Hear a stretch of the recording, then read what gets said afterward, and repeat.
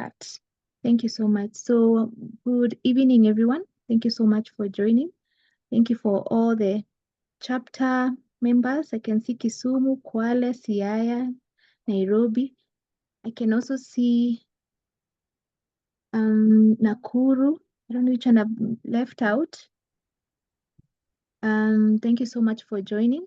On today's session, we'll be looking at assessing for learning and feedback using digital tools and subject expertise. We have our facilitators for today, who are Tiberius Barasa and Isaac Mwangi. Welcome. And karibuni sana. Yes, we can start. Thank you. Thank you so much, Jen, and welcome to this interactive session, all of us. As we have been already been told, our topic tonight, or what we are looking at, is assessing for learning, feedback using digital tools and subject expertise. My name is Tiberius Barasa, and I'm also with Isaac. Isaac can introduce himself and maybe just state for us the objectives, and we set the ball rolling. Thank you, Isaac.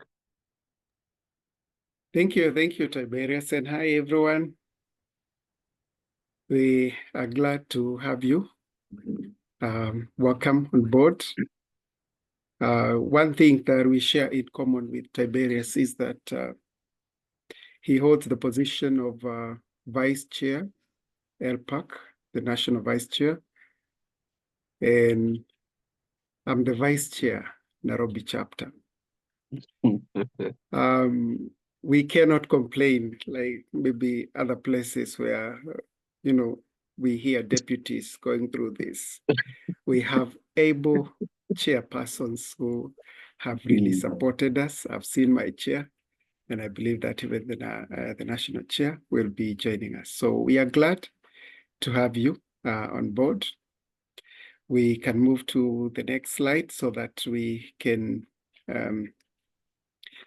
set the objectives. But before that, allow me just to engage a bit, maybe in the chat. When we talk of digital citizen, what comes in your mind? Digital citizen. What is that? Digital citizen. Maybe just one or two comments, and then we be able to move. We just want to engage you. And one thing again, we appreciate that we are experts in our own fields and ways. So your views are highly treasured. They make the program great. Yeah, from Samuel, he says online etiquette. Wow, wonderful. Jane, you can give us 2 or 3 comments given, and then we see. Thank you. Yes, thank you, Isaac. Yes, thank you for the feedback. Let's keep our chat box interactive. We have Alex who's saying, a digital citizen is a person who uses digital technology like the internet, computer, smartphones, social media to communicate, learn, create, and appreciate responsibly in society. Then Elizabeth says, someone at home in the net. Thank you so much. Yeah, indeed, we are right that when you talk of digital citizen, is a person who uses the internet or any other digital technology responsibly, safely, and respectively. In other words, I just wanted to let you know that we can mute when we are not maybe contributing, so that we can ensure that we are indeed true digital citizens. Now to our objectives. We can look at the 4 objectives for tonight or for today's discussion. And we are saying that we would like actually to understand the principles of assessment for learning. I know, again, with the CBC or the CBE, much is being addressed or talked about assessment for learning. We'll also be looking at or explore the effective feedback strategies in English language teaching. Besides that, we'll also look at or examine digital tools for providing feedback, which is core to our discussion. And then how can we blend this so that we are able to look on one side, the subject expertise, and then on the other side, how do we bring in technology so that we can enhance the learning outcome? And any other that will come our way. If you are to look at that picture, we are saying that this is just the beginning. Never stop learning. So we believe that at the end, or by the end of this interactive session, at least we'll have learned and expanded our horizon. We can move on to the next slide, where we are talking about, you know, when you talk of assessment for learning, yeah, okay, and someone else talks of assessment of learning. And I know Antonine, because she's here, she would add assessment as learning.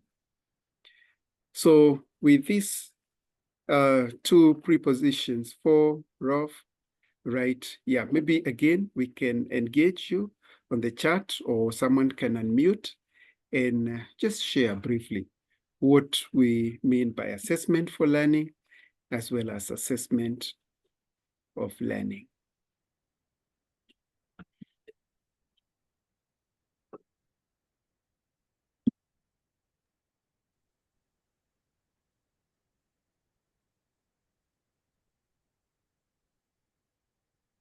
Yeah, feel free to add something.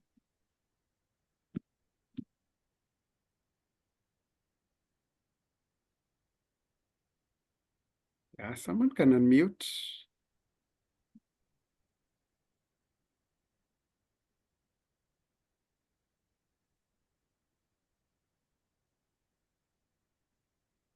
Let's interact. Let's interact.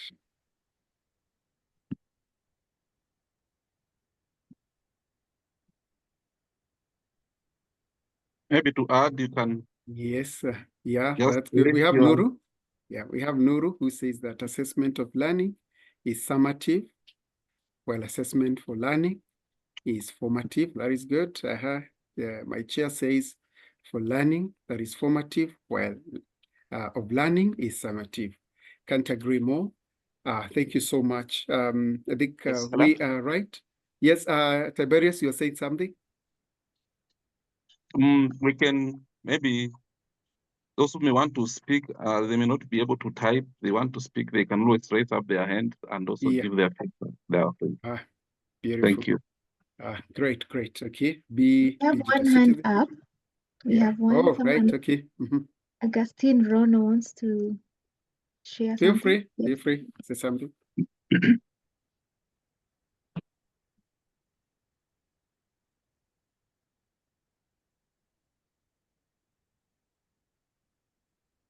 Augustine. Yes. Augustine?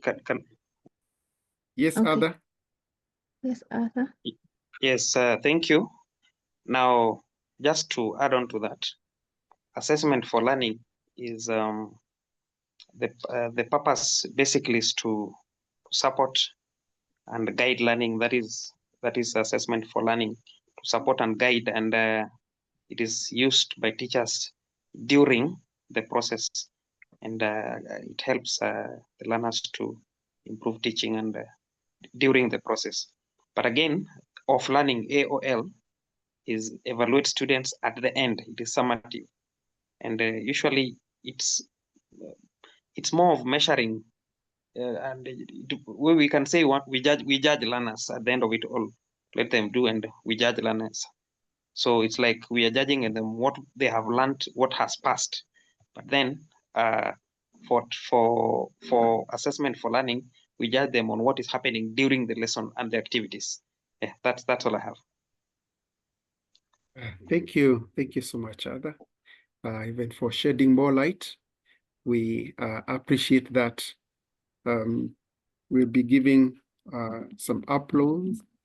Feel free to react appropriately. And then we'll now let's hear the reflection. What is this that we are referring to as assessment for and assessment of learning? Tiberius. Thank you. There's a lot more feedback coming in. I can see Dr. Judith say for learning is formative, while off learning is summative. I can see Wycliffe Moria says for learning is done during, while off learning is done after learning. Thank you so much for the feedback. We can now have this reflection.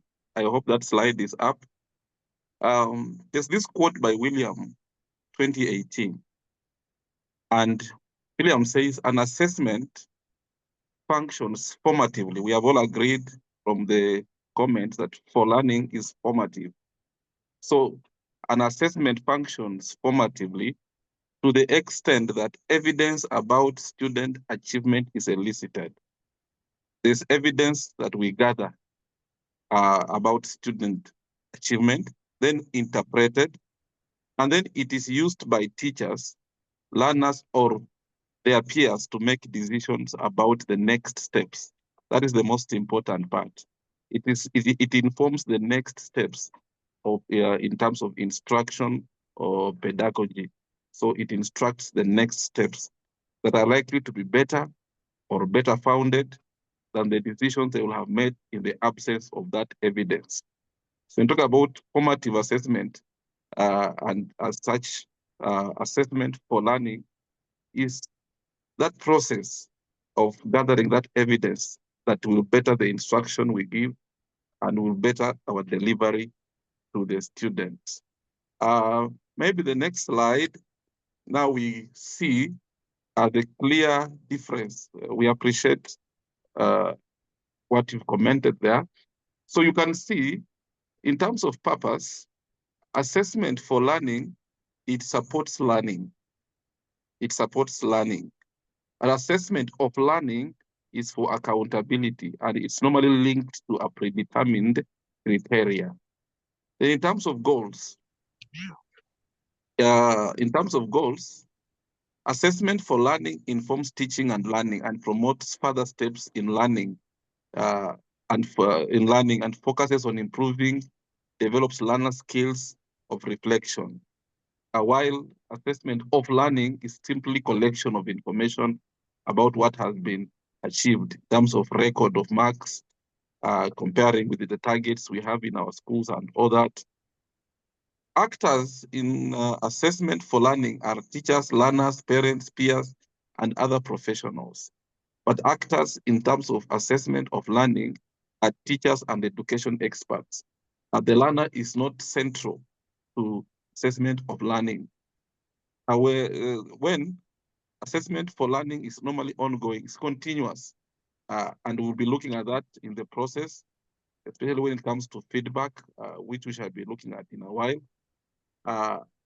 But assessment of learning is at a fixed and at a predetermined time, and mostly summative. The tools for assessment for learning are discussions, observation, self-assessment, peer assessment, comment-only, portfolio, individual education plan, all these, and digital tools, which we shall also be delving deeply in this presentation. But when it comes to assessment of learning, we use tests, drilling. I know most of us are really doing a lot of drilling to the candidates right now. Or marking, questioning, observation, and all that. So basically, assessment for learning should inform a process in which you gather evidence on where the learner is and how you as a teacher can do better, or how you can help the learner, including the individualized education plan. This one blends well with the CBE for those of us who are doing this. we understand that this is where we are headed, where assessment is no longer fixated on in terms of exams, but it as you interact with the child, as you teach, you get the feedback. So the next slide talks about the components. What are these components of assessment for learning? There must be learning intentions. There must be specific learning outcomes, which we know that we used to call them objectives, but now they are called specific learning outcomes. What do you wish to which outcomes do you look forward to? Then we must have a success criteria, the standard. Which standard are you aiming at? Then we have the peer and self-assessment. Then we have that formative feedback, and then we have the effective questioning. We'll be able to break them further down as we go. So when we talk about assessment for learning still, one of the things we ask ourselves is where the learner is going. That's a good question we must ask ourselves, where the learner is going. Then where the learner is now and how the learner can get there. These are three very important questions. Where the learner is now, where the learner is going, and how can the learner get there? That one informs assessment for learning. And that one is basically what is required when it comes to assessment for learning. Maybe Isaac, you can lead the team into sharing some of this on the next slide.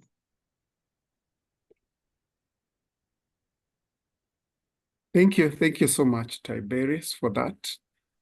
And welcome to those who have joined us. We see the numbers are going up, and we are thankful. This is Isaac and my colleague Tiberius. We are taking you through this session. We are saying indeed that in learning, feedback matters. Hetty and Timpali in 2007 looked at feedback and actually confirmed that when you talk of comparison of the actual status with the previous status, so that you are able to provide information to students and teachers about what they have accomplished relative to some expected standards or prior performance. So this, of course, as we had said earlier, brings the element of the teacher as well as the student, so that we are able to tell whether learning is taking place. And for sure, feedback, we are saying that it reinforces strengths and also helps us to identify the gaps, be it in teaching, be it in learning, and all this. Then also it motivates learners. It's a way of motivating learners. As you go through this feedback, there are those who will be psyched, as Tiberius has mentioned. There are those who will look at the step by step, and we really appreciate them, feel motivated. Besides that, it guides the next step in learning. As we have just shown the three key inquiry questions, if I were to call them so, you need to know what next, what next. So that assurance can only come when we give feedback. So it's very important. I don't know whether anyone has a point to add. If not, we can just continue so that we can combine this with something else. We are looking at the principles of effective feedback. When you talk of feedback, what are some of these principles? Number one, you're saying that it's good if it is timely. And just like the SMART objectives, let it be specific and action-oriented or actionable. We also look at feedback in terms of linking it to learning goals. We don't just give feedback for the sake of it, but it should be linked with the learning goals. Besides that, we are saying that let the feedback be balanced. We shall be looking at this, how to give feedback so that you're able to give the strength so that you are able to motivate and encourage and engage, as well as areas where we need to improve. That actually cites the learner, whether those who are intrinsically motivated or extrinsically motivated. We also talk of it encourages self-reflection. Remember, again, in CBA, reflection is a key component or element as we learn, so that, you know, we are able to reflect and assess or analyze the situations as it were. I don't know which of these principles maybe you use in class. We can get 1 or 2 comments, whether there is any, and maybe how you do it. Is there?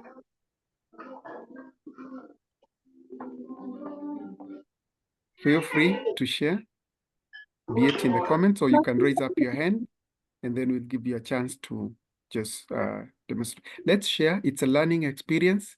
So all of us, I know they have something that they can share with the rest of us.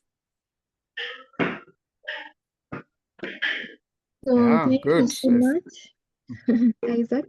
Can I read the comments? Yeah, please go ahead. All right. Thank you. So Elizabeth says, we have quite some. We start with Hamisi, who says timely. Hamisi is from Kakamega. Then we have Elizabeth, who says feedback for me must be timely and balanced. Then Faith says 1, 2, and 3. Nuru says 1 and 3. Yeah. That is good. At least we can say that we are good teachers, but we can always better. Because yes, at least you have interacted and you have used these principles.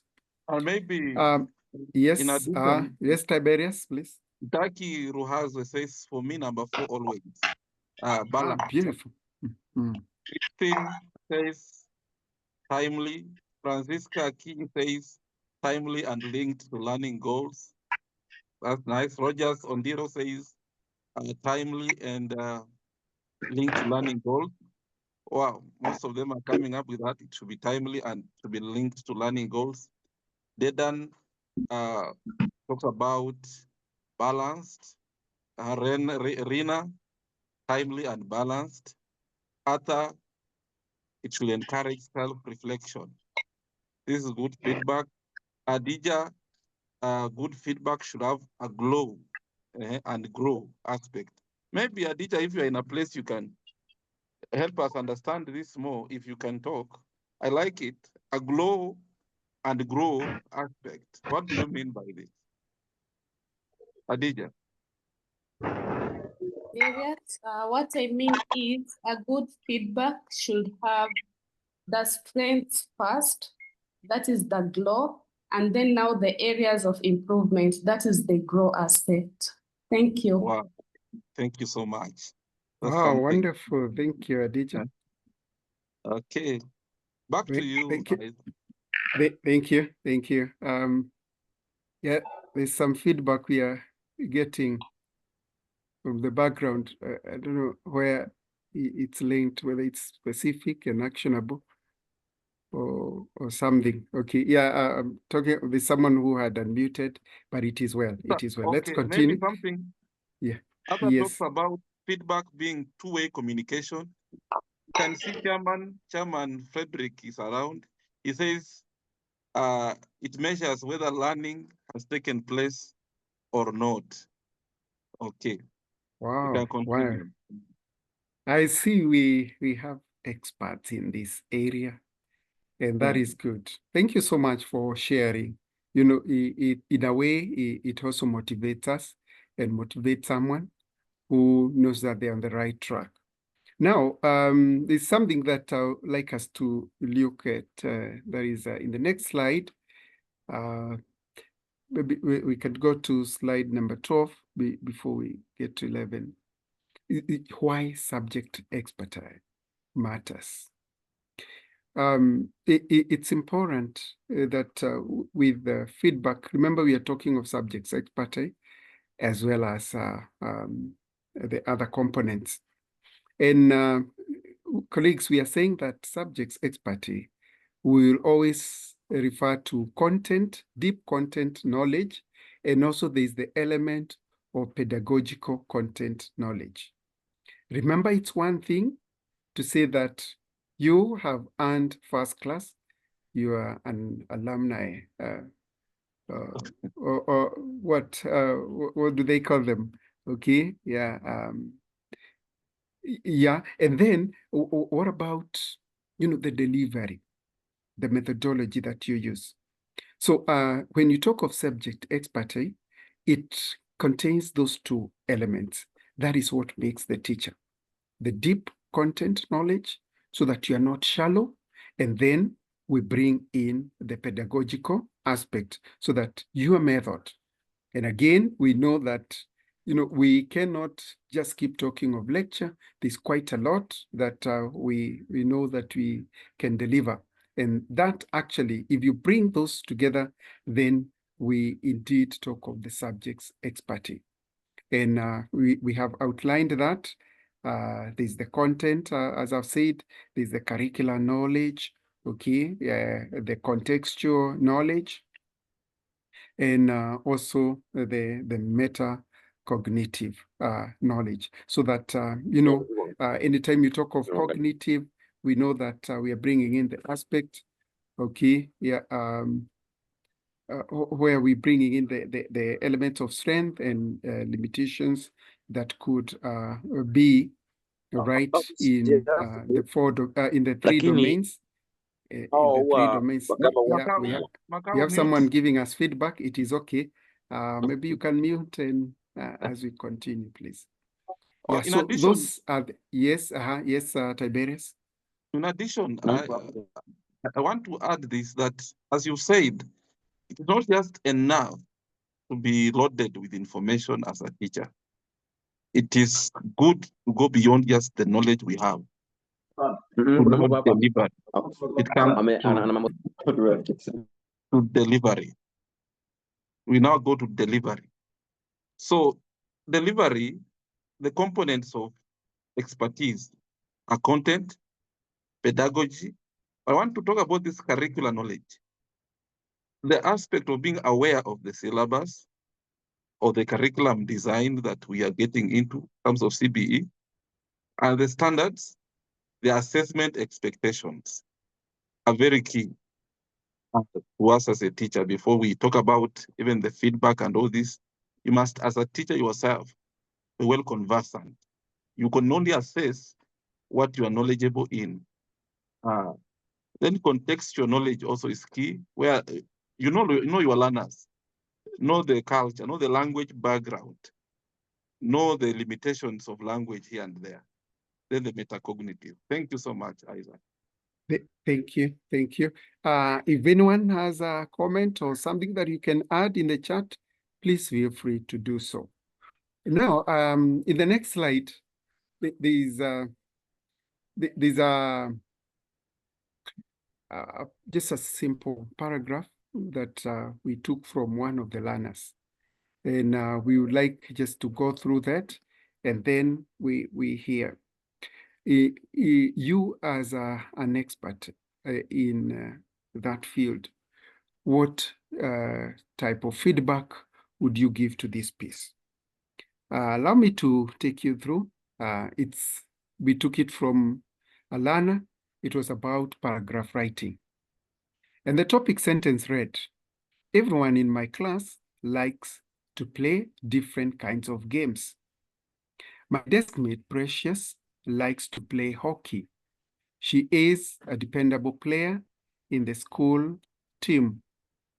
On the other hand, Jerusha is always in the field playing football like boys. Ombeva likes table tennis. Maureen likes bingo, and she has many trophies. Finally, my favorite game is basketball, given that my height gives me an advantage. Indeed, we are unique in our own ways. That is it. So out of that, maybe there's feedback that you would actually give to this learner. Remember, we said feedback motivates, feedback encourages, and feedback always yearns to improve. So let's have one or two comments on what type of feedback you'd give to this work. Remember, this could be the ongoing, or what you're referring to as formative. Okay, yeah. What would you do to such a piece? Emmanuel, feel free. Maybe someone else, kindly.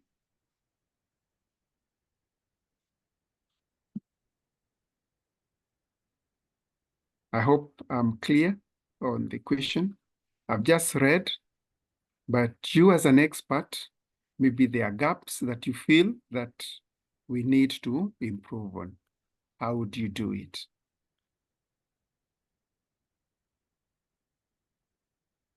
Maybe I the know Hadija feedback. had mentioned something. Yes, Tiberius. I've seen there were some previous feedback here from Arthur about adding passion and enthusiasm as a component. Yeah, it's true. Luceno says, could metacognitive knowledge have something to do with team teaching? Yes, perfect. It's about growing. It's about you, the teacher. It's about your ability to collaborate and your ability to teamwork, to work in a team. Elizabeth it says here, I will commend the learner on his mastery of games and his clarity in communication. I'll comment. Maybe Elizabeth, if she's somewhere, she can elaborate for us more on this. I would really want to also get more from that. Elizabeth, can you? Yes, Tiberius, hello. Yes. I think Isaac had asked us what kind of feedback we would give on the piece of writing that he was talking about.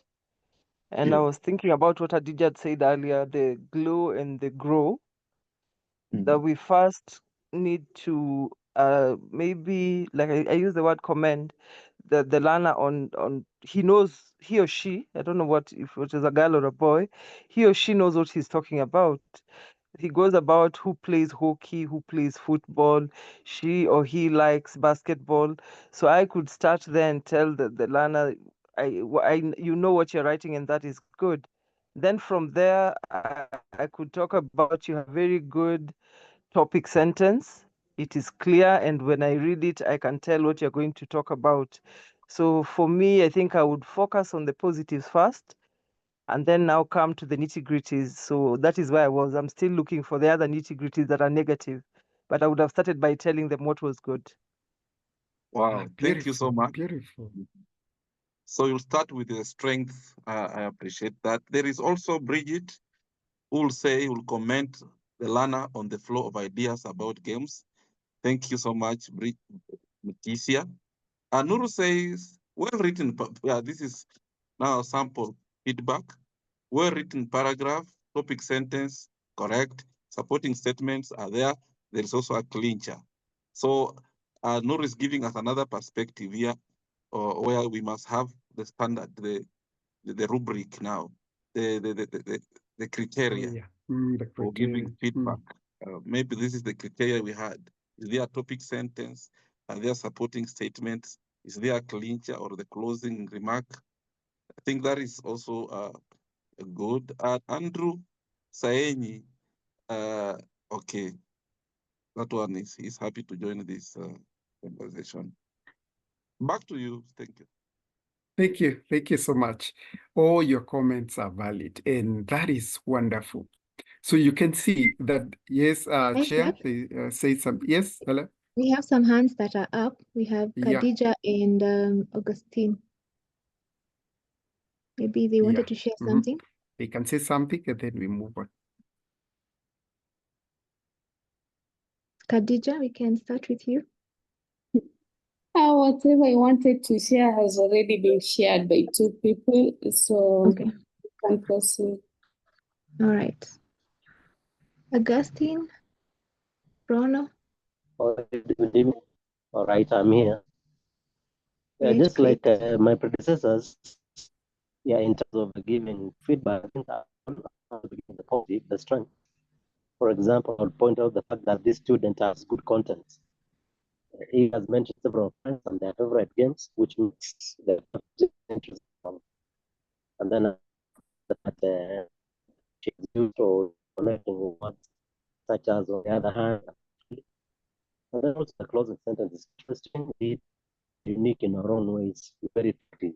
It gives paragraph a conclusion. So maybe just one area to improve is in terms of sounds like smoother quarters, for example, instead of saying more. Sorry, Augustine, I don't know if I'm the one, but you keep breaking. Hello? Augustine, we are losing you. Fine. It could be my network. Okay, thank you. I think we also, thank you, Augustine. That is good feedback. There is someone who, Chairman Frederick says it's a good one, but I will guide the learner to avoid repetition and point out the errors. I would also appreciate to hear from us here, Thank you. best do we give constructive feedback? How best do you point out a mistake without looking like you have overstepped as a teacher in a way that the learner can understand? I think also that would be good. Kefrin That is says good. you start with strengths, then move to weaknesses, which should be done politely and more important for improvement. Okay, she's already answering that question of mine. The supporting sentences need more evidence and examples to make it clearer, and some commas are needed, like after the word indeed. Isaac. Beautiful. These are indeed the tools, that is teachers of English. And now that, you see, we are able to point out and then also first comment and then point out such, and then also encourage this person. So if we were to move on, yeah, I see Antonine, Timothy, yeah, we'll go through this, and thank you so much for your feedback, Tim. If we are to move on, you can now imagine what would happen if you bring in the element or the aspect of digital part, just to make your work easy and even better. So how do we go about providing feedback? You've already mentioned, I'll not belabor so much, but we are saying the three things that we need to do is we always start with the positive feedback, as you have said, that is just praise, and then provide specific constructive criticism, as you have mentioned, in a polite way. And then finally, there are always a room for improvement. That room, someone has not come up with any other way of telling us that it is, okay, it is done. So we'll keep on saying there's room for improvement. So how can you encourage or give the remarks for future potential? I know it's evening and supper is just about to be served, but just think of a sandwich. Think of a sandwich. A sandwich will have at least the bun, and it's cut into two, and you put something inside. So if we were to take the same, maybe in the next slide, we'll actually be thinking about the top layer where you give your positive feedback, and then in the middle, the areas where they need to improve, and then at the end, the areas where they can, in future, what can they do to improve? So that is the element or the criteria for feedback that we use. Anytime we think of feedback, think of a sandwich, and you'll be good to go. We can move on to the next slide in the interest of time. And we are now looking at the digital element. Assume that a learner has shared some work with you. Maybe you had asked them to share and send to you the work. And some of the tools that you could use, even in that paragraph that you have just done, if a learner just typed and sent the work to you, we know that all of us, majority of us, know or are familiar with Microsoft Office. This is where we have MS Word, the likes of Excel, PowerPoint, and all this. It has quite a lot. So when you talk of Word, MS Word, it has a number of areas of tools that one would use. Allow me not to demonstrate in the interest of time, but I'll just take you step by step. That if you paste that or if you have the work in Word, it is possible when you're the home page, on top, we have the review. Once you click on that, you'll be able to see track changes.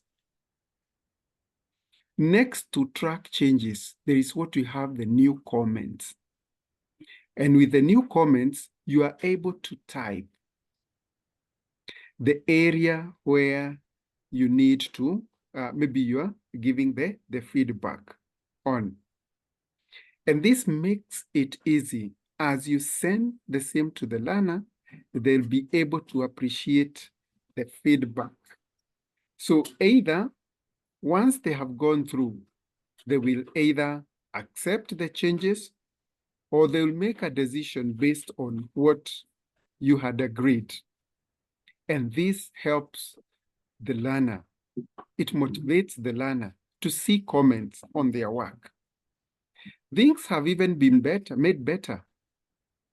That if you open the very same document using Google Docs, you don't need to transfer, you don't need to do anything else. It's possible to to review and make these comments, and the learner will be able to appreciate.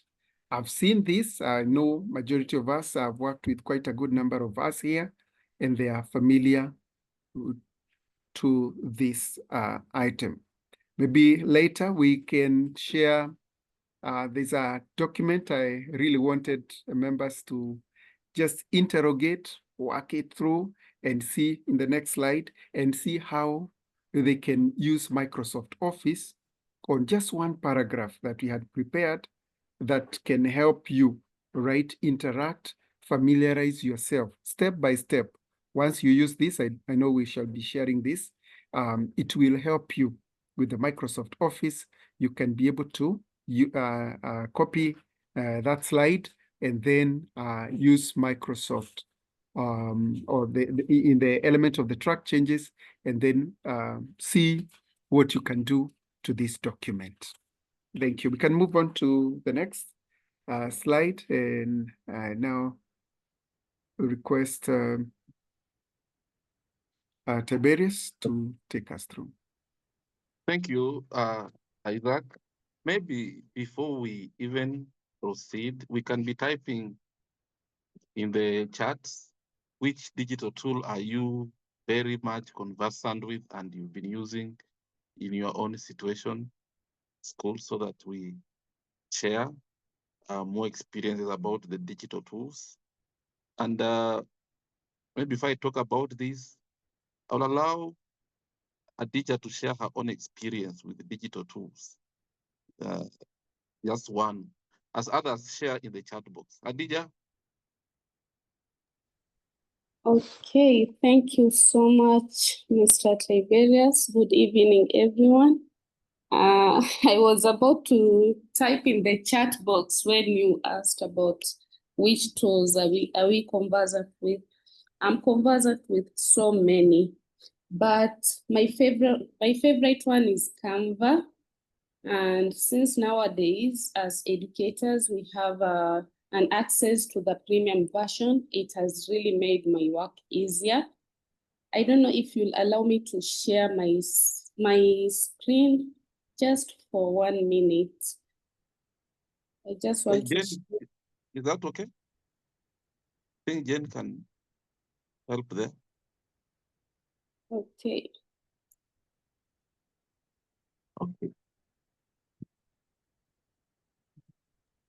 Yes, give me a minute.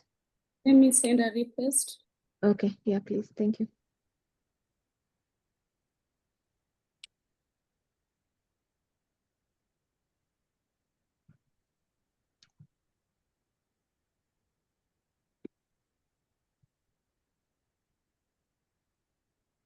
Rehema wants the first slide. Oh, Okay. I don't know which one is that. Then you'll be able to help her. if the request is granted, let me share. Okay. I don't know if you are able to see my screen. It's perfect. Thank you. Okay, so if you register as an educator, you'll be granted free access to the premium version, which does not limit you to how you're going to use Canva. And how do you register as an educator?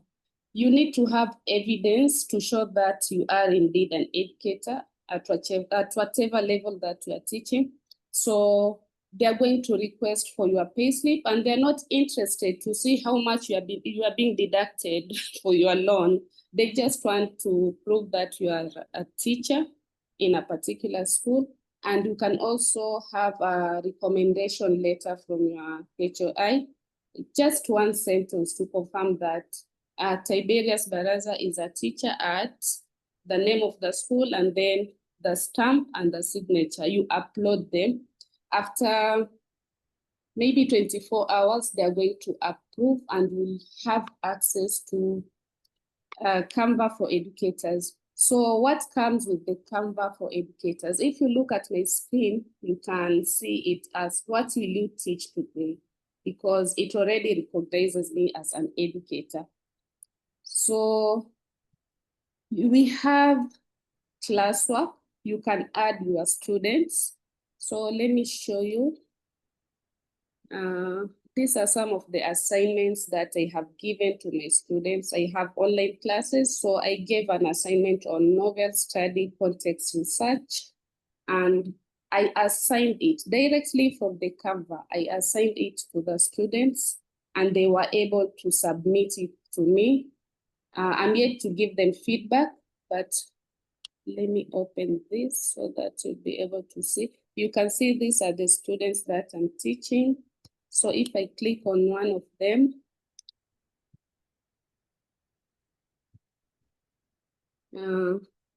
so this was supposed to be group work. So they have done the work, the context of genre, political context. So I hope you can see this up here, review. Yes, yes, we can see that. Yeah, so if you click on review, you'll be able to add feedback. Once you have added the feedback, you click it as, you can mark it as done, and the student will be able to get the feedback. And as we have been told, we have to give good feedback. So do remember to give good feedback, which will make the learner to glow and grow at the same time. We do not have much time, but if we had much time, I would have taken you through the process on how you can add your students. You can have several classes. Let me show you my classes. So I have grade 10, grade 11, grade 12, and grade 9. So it makes work easier and very funny and enjoyable. Like for grade 9 today, we were learning how to come up with a newsletter, and they were able to use Canva to make their newsletters and also submit to me. So that's it from me. Thank you. Thank you so much, Khadija. I believe we can reach out to Khadija at a personal level so that we learn more from her. We'll share her details for those who may be willing to learn more about Canva and others I know she's conversant with.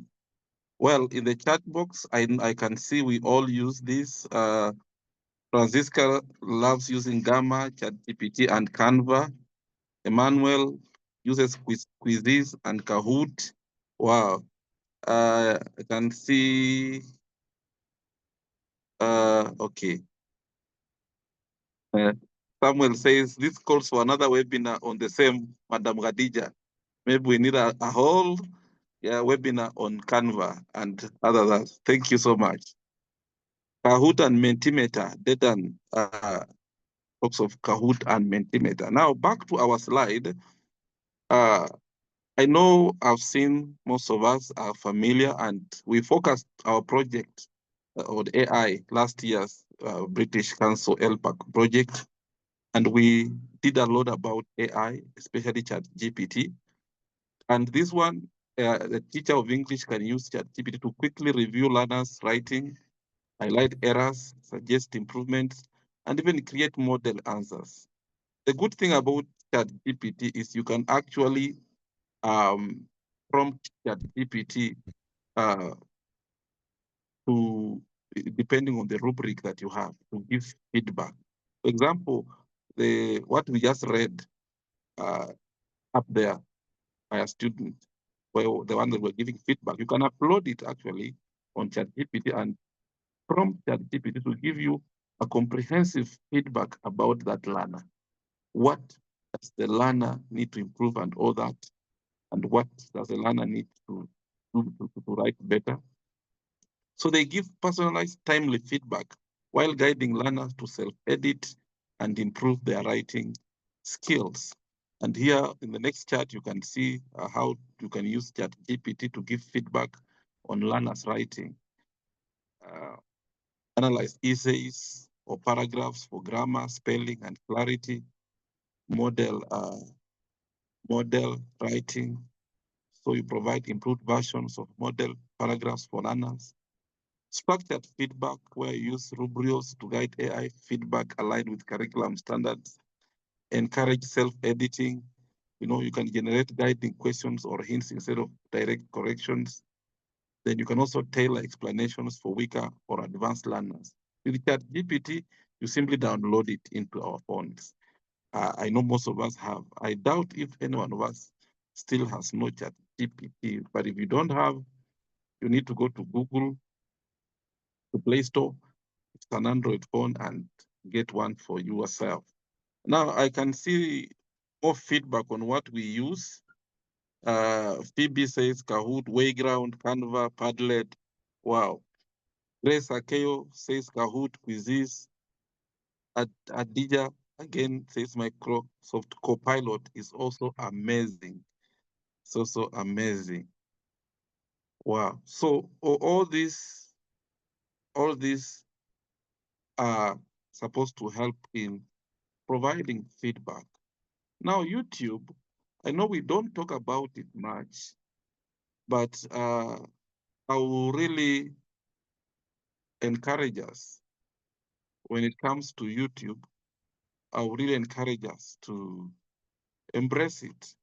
We are living in a generation where these young people love recordings, videos. They love a lot of that.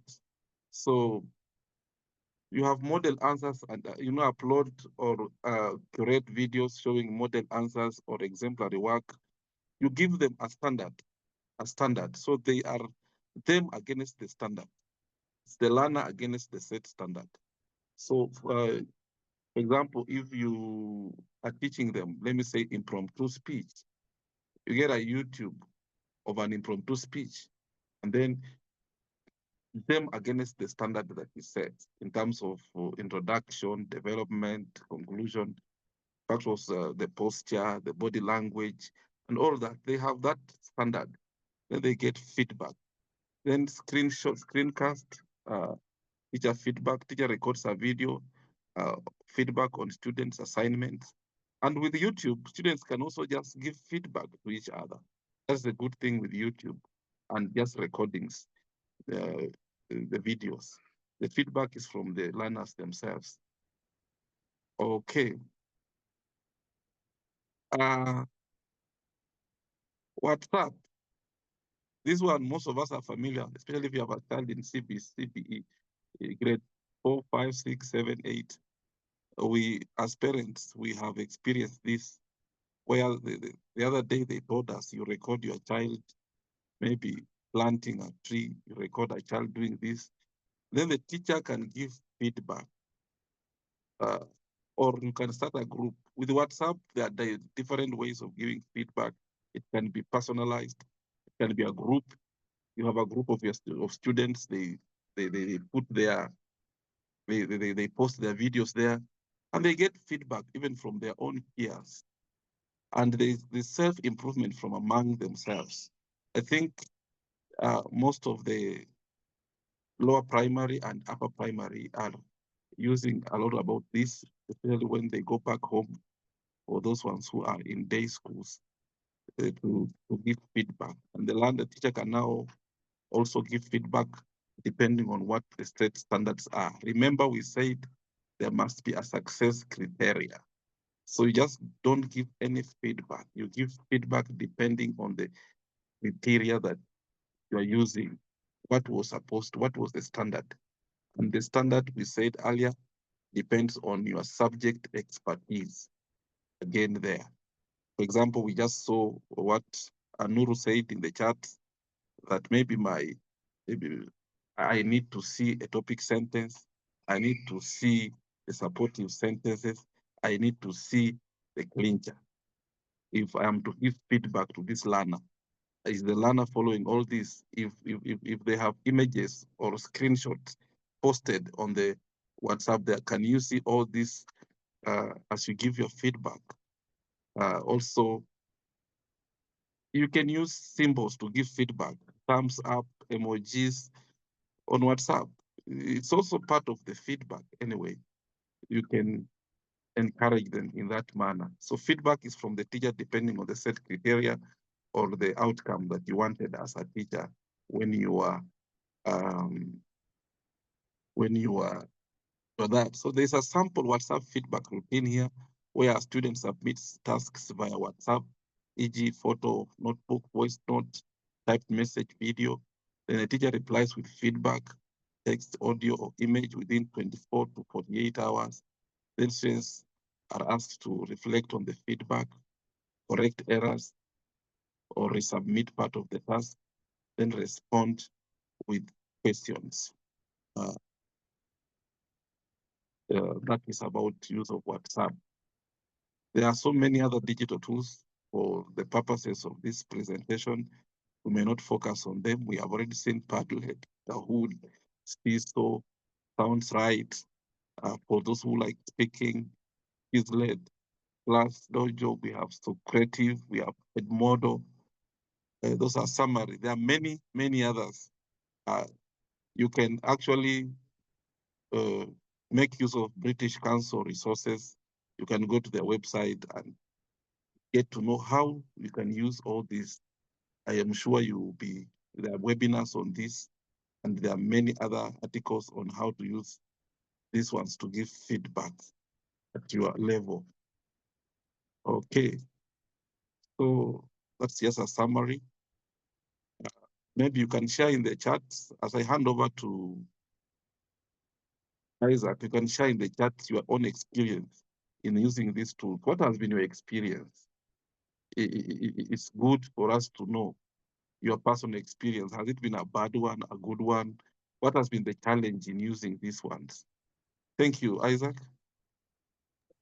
Thank you. Thank you so much, Tiberius. That was wonderful. And also from one of us, there is Adija. Thank you for, sharing more on what you're doing. And you believe that the learners are happy. As we continue, maybe sharing, I would also ask Emmanuel, maybe you can briefly share your experience. I see we have Kahoot and Quizzes. Mainly, they help us in instant feedback. You can say something, and as we continue, because we are just sharing our experiences with these tools.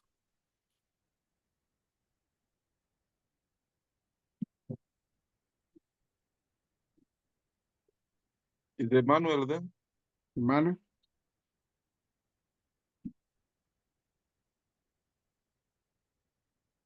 Yeah, maybe he'll join us, but at least we have gone through quite a number of these and they have shed more light. But one question that comes is now the element of inclusion, digital inclusion.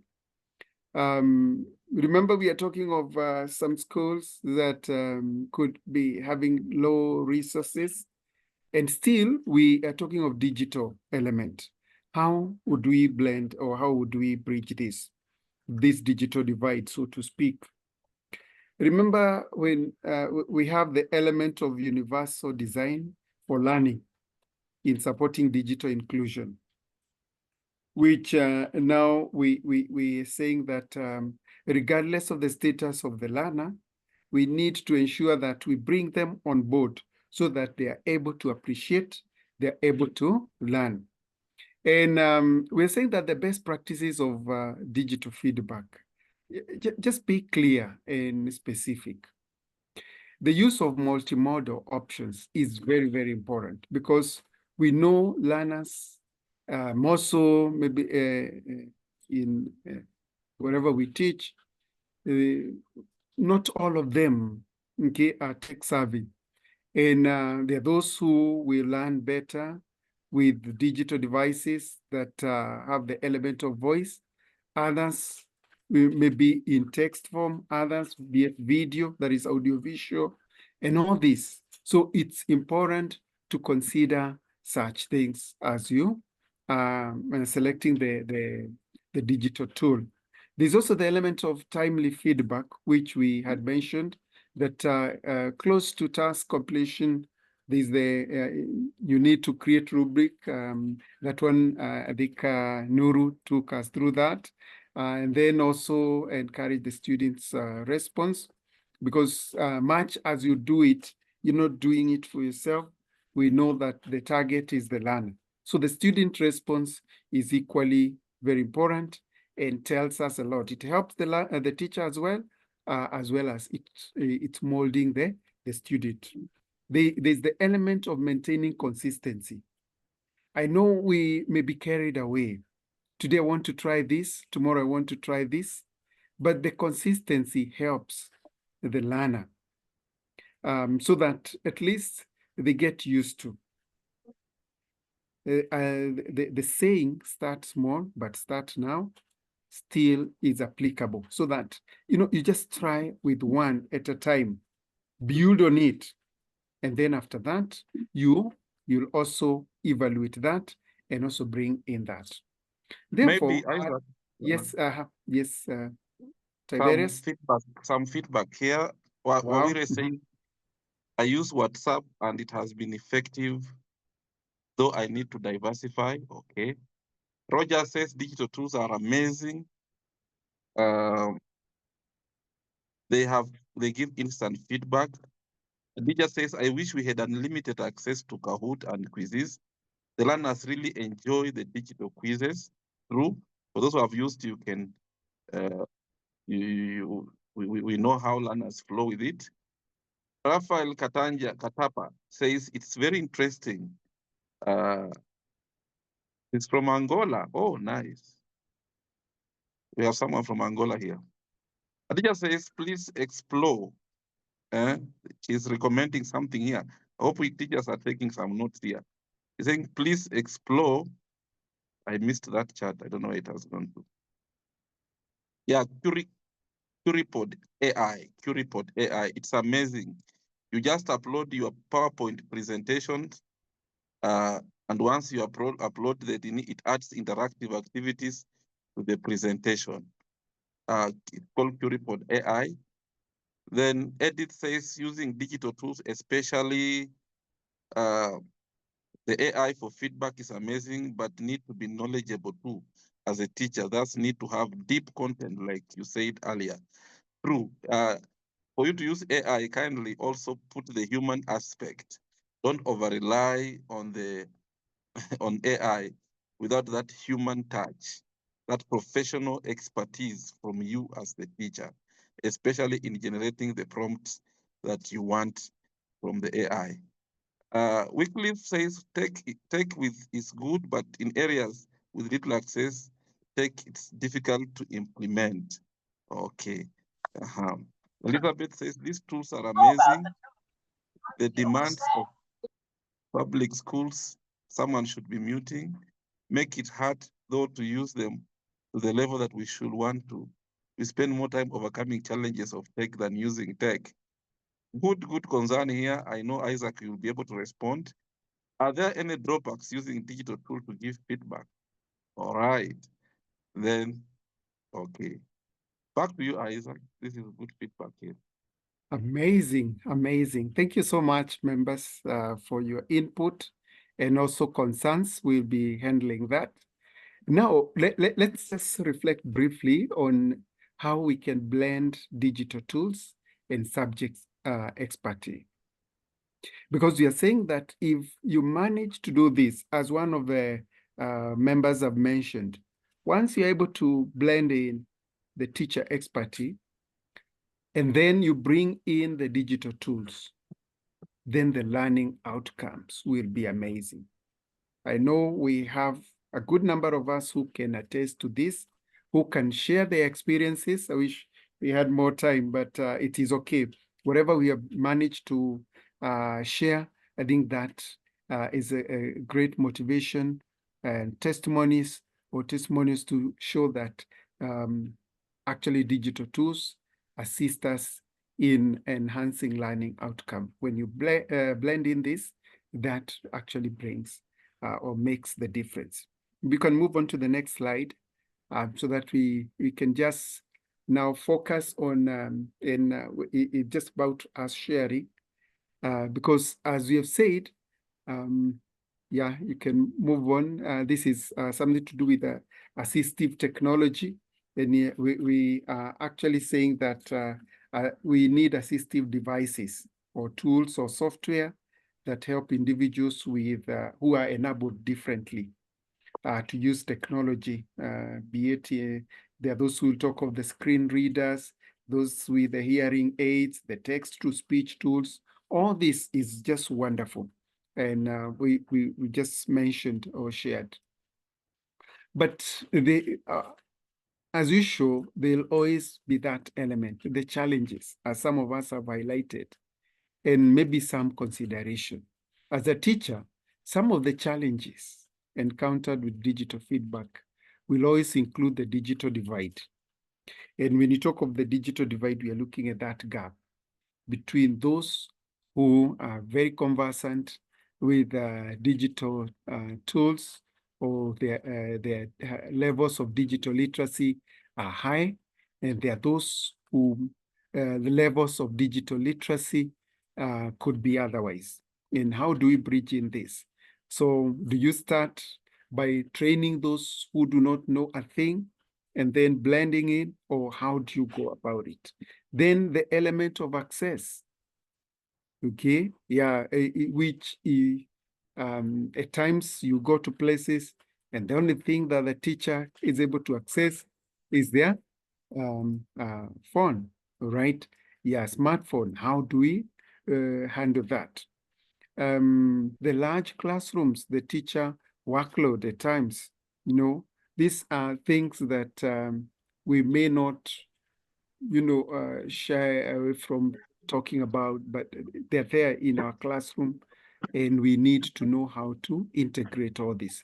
The element of data privacy and ethics, at times you could be having some good intentions, you know, sharing all this, then the next you find someone suing you, right? Yeah, the consent element, which we are, nowadays we are very careful not just to share before you get the consent. And then the learner readiness as well, okay?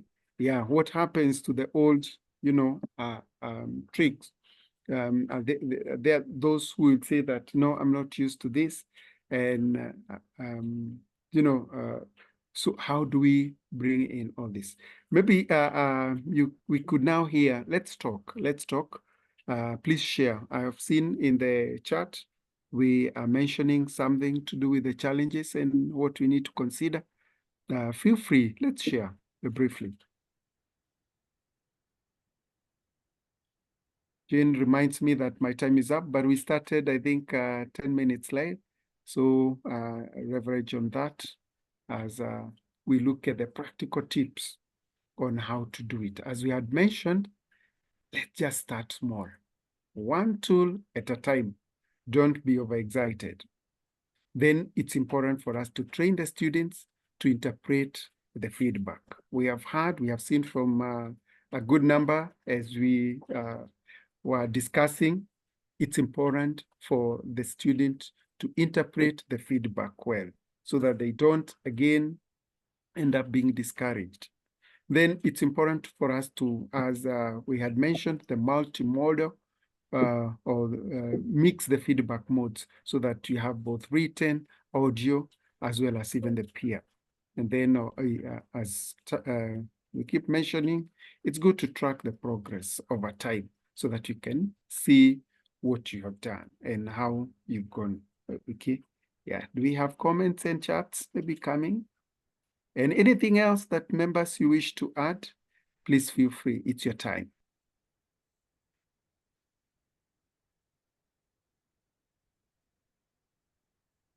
Thank you. I can see Rena says feedback should be consistent. Adija says digital divide is the main problem. Okay. Seems teachers have no challenges.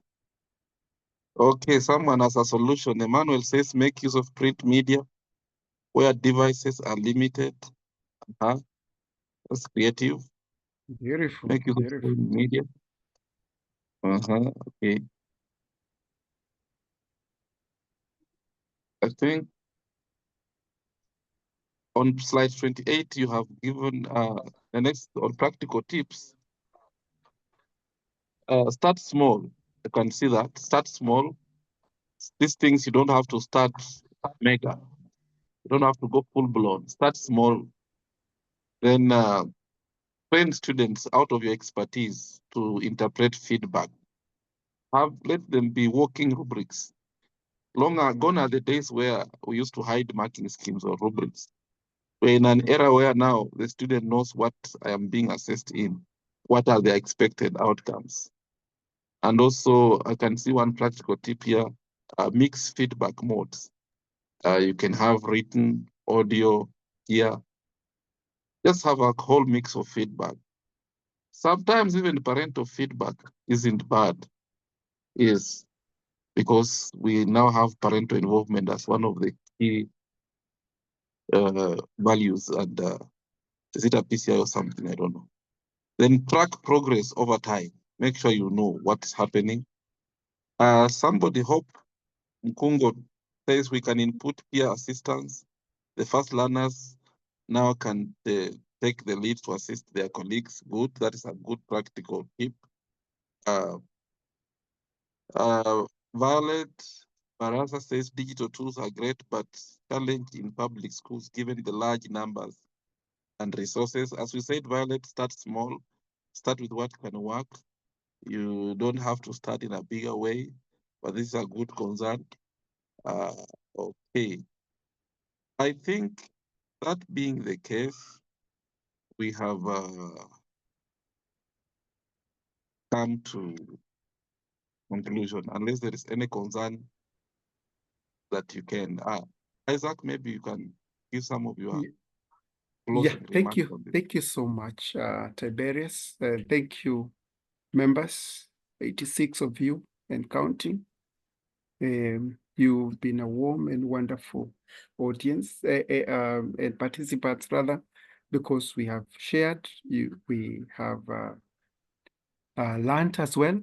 And also, maybe as you leave, before you leave, make sure that at least you have that one take home or takeaway, right? Out of what you have learned, is there something that I can be able to get and then also run away with it or share? It's very important for us to do so. Allow me also to recognize Anna. Anna, if I'm not wrong, we shared a course with you, and I'm happy to see you. Thank you so much. Okay. So there is always the need for us to at least have that one thing that you're gonna apply in your class, in your lesson, in your teaching, so that you can become a better teacher and a better facilitator. Otherwise, for me, I truly appreciate you all your input. Thank you. Thank you so much, Isaac. People are asking for Aditya's number. Aditya, if you are comfortable, you can always put it in the chat there, or your email. That will be easier for them in the chat box, so that they get in touch with you for more, maybe closer look at this digital, which you have hands-on experience and you have used them before.